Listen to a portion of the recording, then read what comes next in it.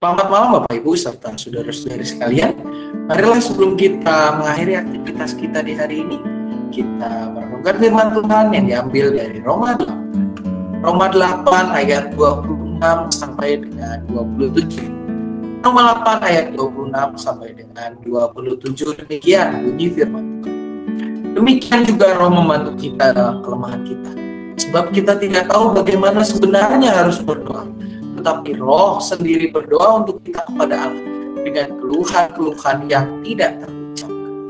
Dan Allah yang menyelidiki hati nurani mengetahui maksud Roh, yaitu bahwa Ia sesuai dengan kehendak Allah berdoa untuk orang-orang kudus. Umat yang dikasihi oleh Tuhan Yesus Kristus, bicara soal berdoa, tentu kita pernah mendengar sebuah jargon bahwa doa adalah nafas hidup orang.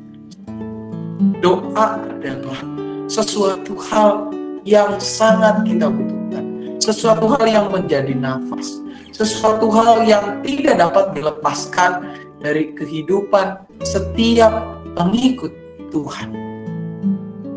Tapi Bapak Ibu, terkadang di dalam beberapa situasi dan kondisi kita tidak tahu bagaimana caranya harus berdoa.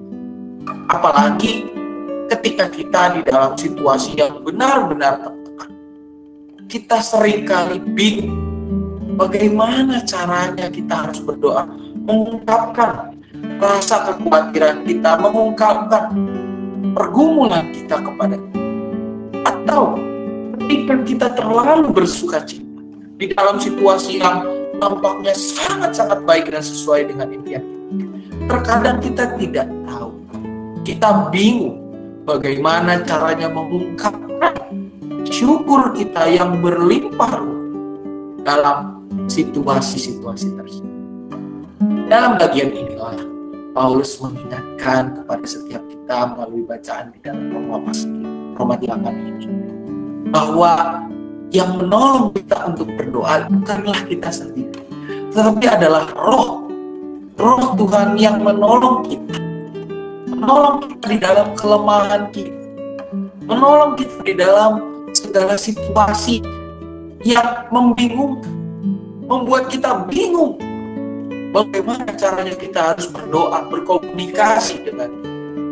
Baik ketika kita dalam situasi yang teramat sangat sulit, atau bahkan di dalam situasi yang teramat sangat tidak sulit. Paulus dalam bagian ini mengingatkan kepada jemaat di Roma bahwa Roh Kuduslah yang menolong kita, karena kita sebenarnya tidak tahu bagaimana caranya kita harus berdoa.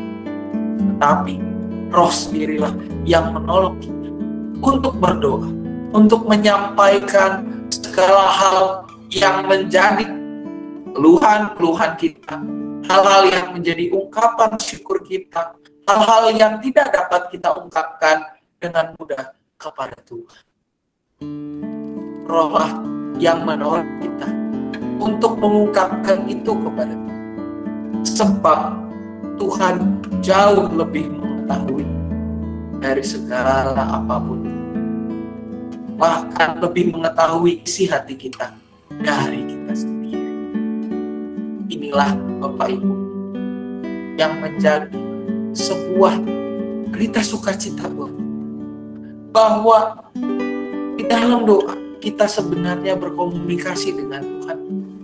Kita tidak sendiri, tetapi kita dibantu oleh Roh untuk boleh berdoa, di mana Tuhan juga menolong kita di dalam menyelidiki hati nurani kita, menyelidiki isi doa kita, menyelidiki segala sesuatu.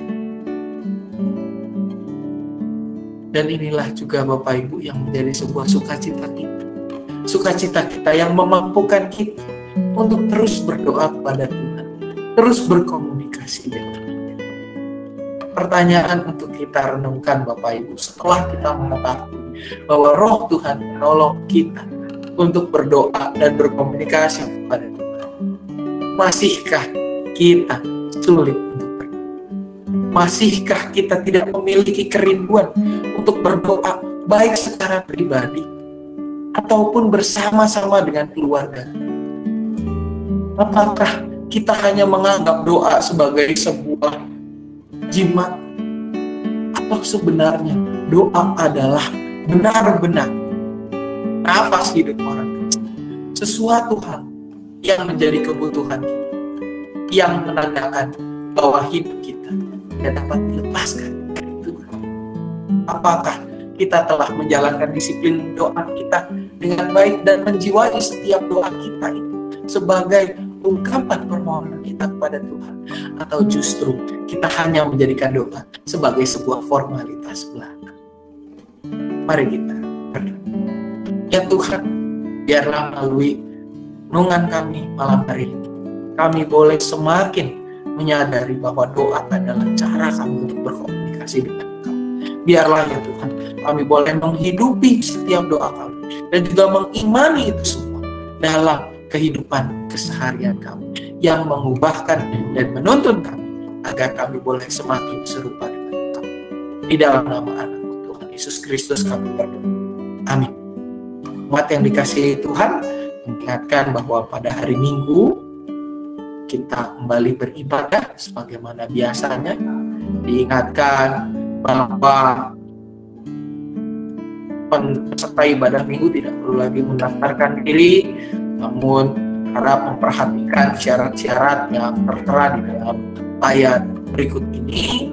Dan juga ibadah Minggu dilaksanakan pada pukul 7 pagi secara onsite di gereja maupun secara online. Bagi rekan-rekan remaja kelas 3 SMP sampai 3 SMA, ibadah remaja secara onsite dilakukan pada pukul 9 pagi di ruang ibadah yang baru di ruang remaja. Juga untuk adik-adik kelas Manuel kelas 1 sampai 2 SMP, silakan mengikuti ibadah kelas Manuel secara onsite pada pukul 9 pagi di ruang kelas Manuel. Untuk adik-adik kelas Daniel, kita sampai dengan kelas Musa, kelas 6 SD, dipersilakan mengikuti ibadah sekolah Minggu secara online lewat tayangan YouTube Komisi Anak PKI Cicurug pada pukul 8 pagi. Dan juga Bapak Ibu memperhatikan situasi arus balik, maka dihimbau agar Bapak Ibu dapat berangkat lebih awal ke gereja bagi yang akan mengikuti ibadah secara onsite.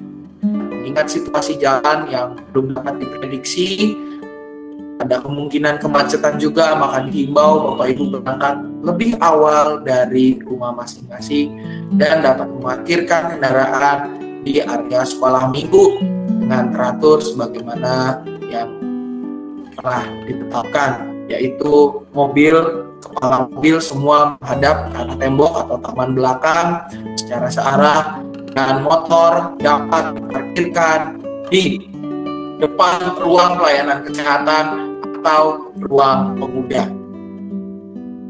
Diharapkan ini menjadi perhatian bagi kita semua.